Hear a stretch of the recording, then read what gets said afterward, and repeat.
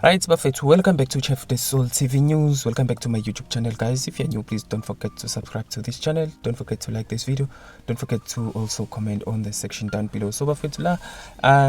Recently, I'm sure ngena bona nje esikhathini mhlambe a day ago abantu abaningi base sebekuzwile lokho bafundile amshona nakumaphephandaba nje yabo kukhulunyiwe ngayo lento lena ke kuye kwa nemeeting ekuthiwa ke iyaphuthuma lapha ku Cause FM kunesimemezelo esibalekile ngokukhulu kusheshsha, and then after ke kwase kutholakala zona lezi ndaba. Uyabona ke kodwa njengamanje mina into engizoyifisa ukuthi siyilalele la ile yalolu daba lolu lithinta ke uSibongi lapha ke kanye naye ke ngizothi ke uKhuzani.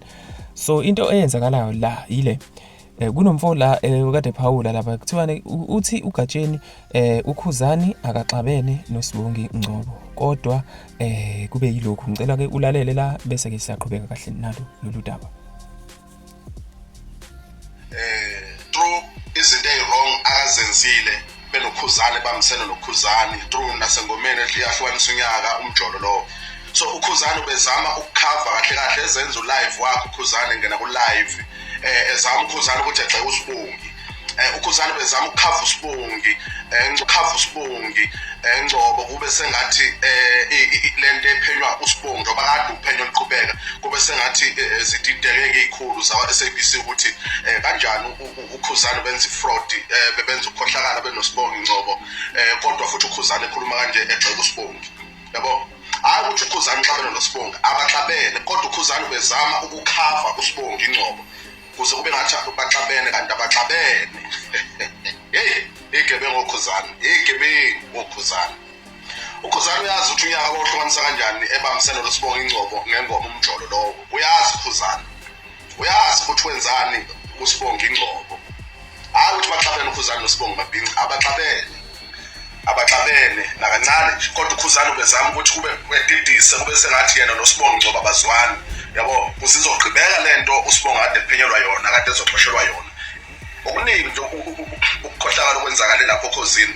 Khuzani wazofaka wahlukanisa unyaka through ngoSibongi Ngcobo ngezimali beyiso Khuzini for zisuka Khuzani for ukuhlukanisa unyaka.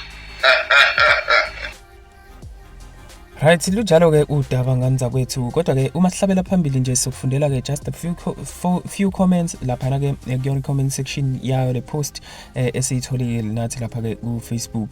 Lapha na ke uthi ke uFortune bani ke Thubelihle uthi ke kwakumele ke kuwine yiphi ingoma kanti kusho yena ke lapha na ke uThubelihle. Lento ke iyengoma yokuhlukanisa konyaka ngicabanga ukuthi ke isibe yi-issue kakhulu lapha oKhuzini FM ifuke sikhumbula kahle futhi ngendaba kaShwini noMtekhala. Siyakhumbula ukuthi nayo yake yaba i-issue ke kakhulukazi ke nayo le kanti encane futhi nayo yake yaba i-issue.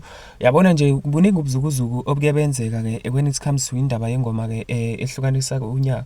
Nayo le ngoma ya last year umjolo lo salibona ijele vele abantu babelithandile kakhulu, abantu babekwazile ukuthi ke futhi balivotele ke ngokweqiniso ijele. Singeke sasho ukuthi ke njengamanje ke khona lokho bakade kwenzeka bekwenzeka ke ngenxa mhlambe yamanga or whatever, yabo. Kodwa ke kuthiwa ke angathi ke kube khona ke ukwenzelela noma ukwenzeleleka ke ezimweni ezithile kuyena ke uKhuzani, yabo. Amahebezi ke asho kanjalo according to izindaba nje nedlela ke akade ekhuluma ngayo. Yabona ukuthi ke okay fine, lo muntu lo ulive wakhe unhlakanhlaka all over nje ubengakhuluma into straight forward ke eyodwa.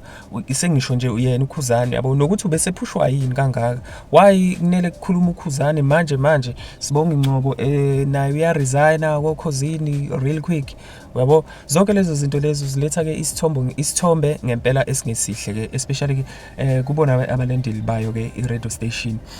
Baningi ke nabanye abasakazi futhi ababe noPhawula bakhalaza futhi nabo asebashiya phansi. Abanye bajabulile ke ukuthi ke kwenzeka lento nawe obukade ke uyenza kwabanye ke abantu, yabo. So into ke le abanye abantu ke abayishayele izandla kakhulukazi ke usula kwakhe noma ke abayijabulelile ofuthi ke due to ama-facts alezinto ke abantu ke ezama allegation abaloke bezisho ngaye ke uSibonga Ngcobo, I won't say much when it comes to mhlambe ke ubuwrong nobu-right bakhe ke uSibonga Ngcobo, kodwa ke kukhona abamsakaza baye bamsola, especially nje ngizokhumbula ukuthi ke khona ke osanda kusula esikhundleni. I think enye yama-manager akwenye ke ingxenye yayo ilentuzana Ukhozi lapha, noma ke naye lo sisi okade esula naye ubese esikhundleni impela nje esithe ukuthi uyabo.